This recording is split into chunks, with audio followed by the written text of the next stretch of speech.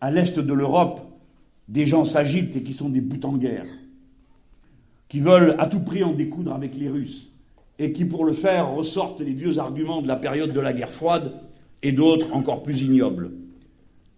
Et nous, les Français, nous voilà embarqués dans une aventure qui n'a rien à voir avec nos intérêts profonds dans l'histoire.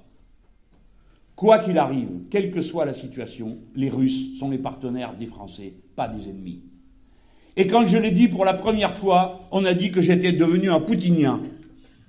Mais c'est absurde.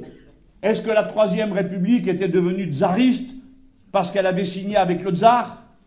Est-ce que François Ier était devenu musulman parce qu'il a signé avec le sultan, alors que toute l'Europe qui était chrétienne et hurlait contre lui? Il y a les intérêts permanents de notre pays, notre façon traditionnelle d'être. Et je termine sur ce point, pour ne pas allonger mon discours qui est déjà prévu fort long et qui déjà ne suit plus son cours. Nous ne pouvons pas continuer à être embarqués sur le char de guerre des États-Unis d'Amérique.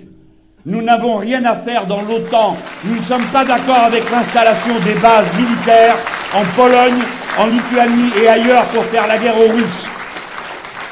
La France n'est pas une nation occidentale, au sens de l'Occident tel que le comprennent les États-Unis d'Amérique, qui inclut des Occidentaux aussi peu convaincants que les Japonais.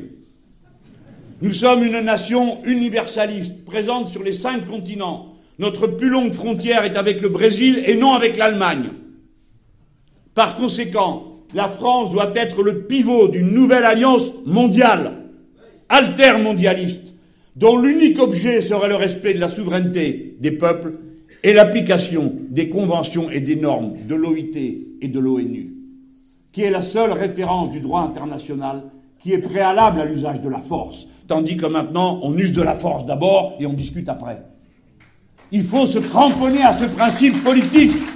La France peut le faire. Nous sommes membres du Conseil de sécurité et nous sommes présents sur les 5 continents. Donc nous pouvons le faire. C'est pour vous dire, c'est pas un petit choix qui arrive là.